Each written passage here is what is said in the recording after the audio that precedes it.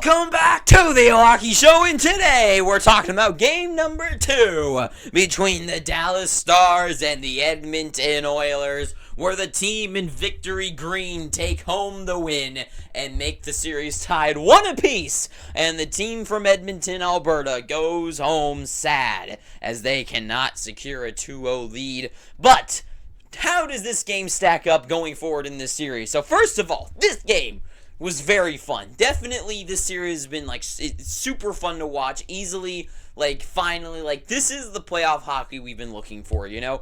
People can say whatever they want about the first round. Personally, to me, yes, the first round was a little bit more unexciting as usual playoff hockey is. Second round definitely stepped up the game, but this series, Eastern and Western Conference Finals, have been so fun to watch so far. But this game was super fun. Started off super quick, the Stars immediately showing we're back in this game.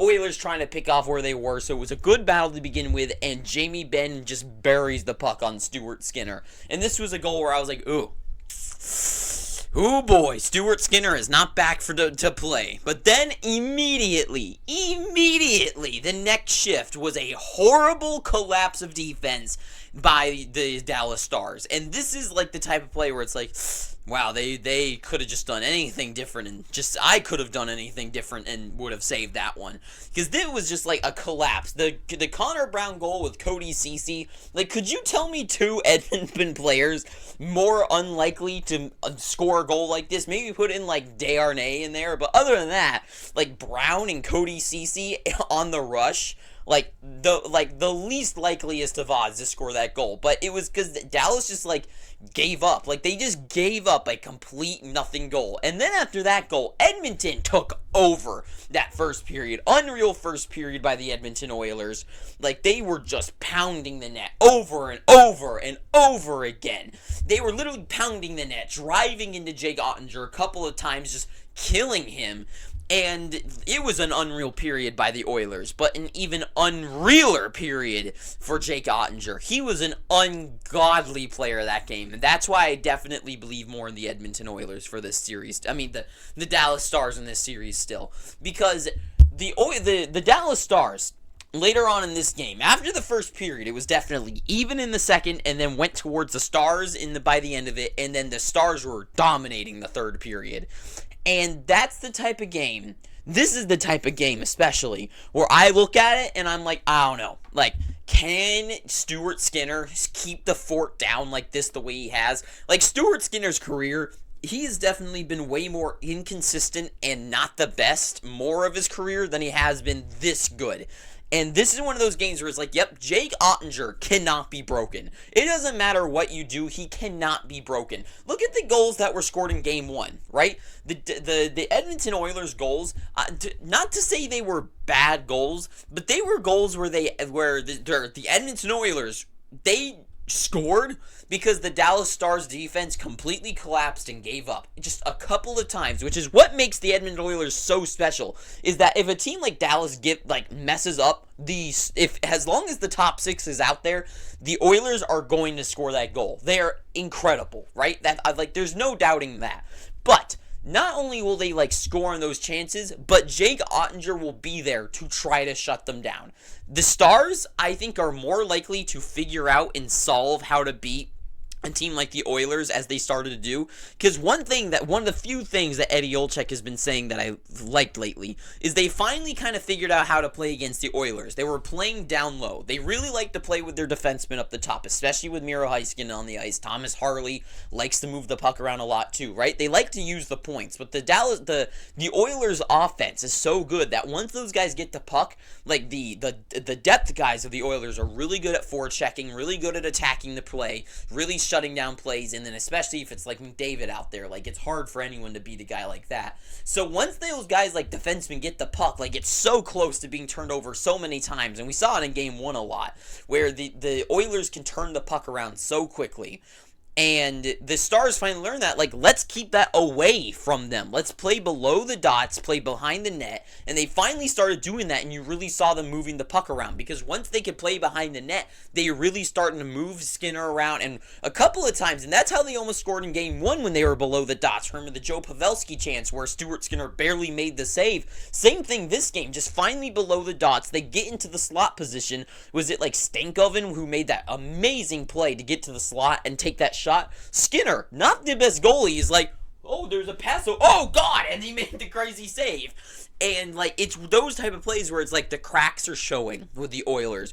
For the Stars, like, there hasn't been, and I know, like, you can go down below and it's like, yep, this is a Stars fan, blah blah blah. Sure, admittedly, yes, I don't hate the Oilers by any means, but I'm definitely rooting for the Stars. I would be lying if I said otherwise. But as a Stars fan, and being someone who is a big advocate for Leon Draisaitl and Connor McDavid and Bouchard, right? Like, I'm cheering for the Stars, but I am a fan of the Oilers, right? They're just not the top team like I like as the Stars. But anyways, the Stars just feel like they don't show cracks to the Oilers, right? The goal that the Oilers have scored so far have been, like, big, like, real collapses of the Stars that were like one-offs, right? The Oilers in this game were finally showing, like, they cannot, like, once the Stars have figured out how to play against them, and that's why that third period was all Stars, like, the Oilers had nothing to fight back against them with. Like, they were just kind of hopeless once the Stars figured out how they did that, because they just couldn't get anything going against them. And the Stars, once they played below the dots with Stankoven and Johnston going down there, and then Robertson as well, like, once they finally got that groove going on, that's how they scored the Marchment goal, you know? And so it's just like, once they finally get stuff on net and test Stuart Skinner, he's finally starting to collapse. Because Game 1, like, you can say, like, oh, this is your bias showing, but Game 1, the Stars just didn't know how to shoot the puck, right? They had so many chances that made Stuart Skinner look so good, because they literally just kept shooting it into his chest. And it's the same thing as, like, if you've ever played hockey or something, you're told immediately, like, if you're, like, shooting the puck from a distance, like, don't shoot it up high, right? I mean, depending on how it is, because if there's traffic in front of you, and you don't, like, and you're just trying to get the puck going, don't shoot it up high into players, because you can't get it through them, right? You have to shoot it low, shoot it between the legs, right? If you want to get those openings, right? And it's one of those plays where in this game, last game, where it's like you can't shoot it into the chests of players, right? It's going to just get blocked, right? It's going to be stopped. And this game, the Stars finally weren't doing that. They were actually testing Skinner and making it look bad. Look at Dadonov. Just his own play that himself, right? He had a slight breakaway this game and the breakaway last game, right? Last game, Dadonov goes down the ice. He shoots it directly into Stuart Skinner. This game, he tests him, and he makes Skinner make that big glove save, which he does save it, but they're finally getting things on Skinner and truly testing him. And the Oilers, they've been testing Oettinger these last two games, and guess what? He is the better goalie. He's the better goalie. He shuts down the plays, and the Stars were finally, like, really keeping them to the outside, where you saw it a lot of times where they were trying to wrap around the net and get that. They did it like 5 times in the third period alone, where they would go behind the net, try to get the wraparound. But Oettinger is there, and the idea there is good, but the Stars doing such a good job to box out the Oilers that they just can't get anything going. And then when they did, Oettinger was there to swallow the puck, which I will say that one play I have an issue with them not blowing the whistle when he was, like, covering the puck.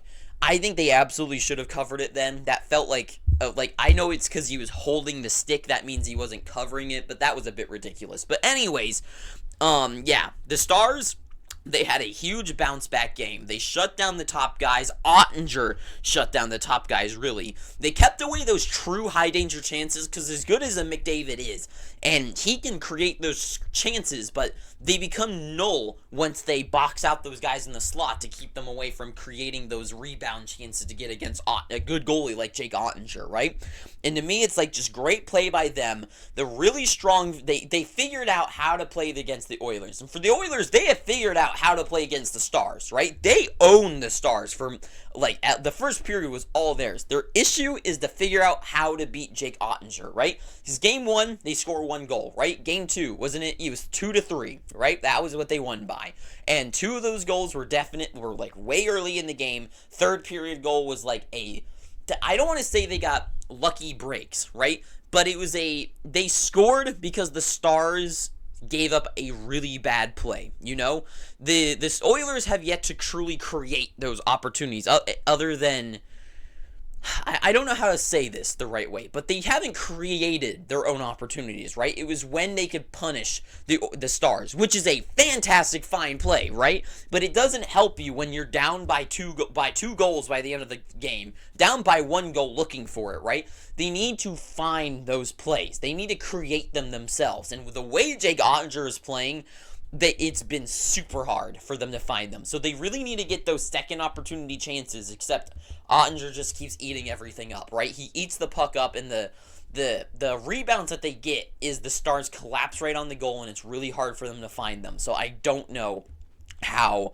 They need to create those secondary chances. So for me, my question going forward, right, as the series is tied 1 apiece, right now my question is, does Edmonton's top 6 in defense, the current way they're structured and playing, can they win the game, right? Can the top 6 create those chances to score? Can they get those goals in the back of the net? And the defense of the Oilers, right, currently, like that first period and during most of the second, right, they were able to stop everything that the Stars were throwing at them until they figured out how to play down below the dots, right?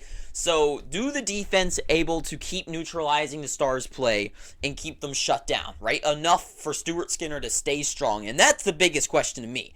Can Skinner play this good consistently throughout the series, right? Because if he falls apart, that is when this team goes down. Because right now, by the good gracious of Skinner's absolute amazing effort and the good shutdown of stopping those high-scoring chances by the Stars, really kept them down. But once that third period set in, they were all over them, right?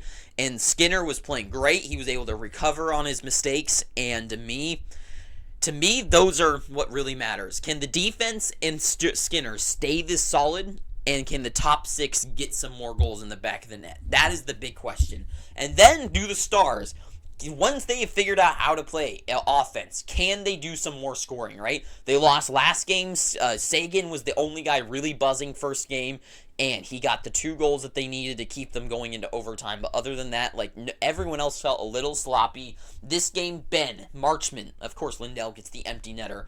But you get these guys finally figured out how to get the going by the third period, really arrow the cycle around.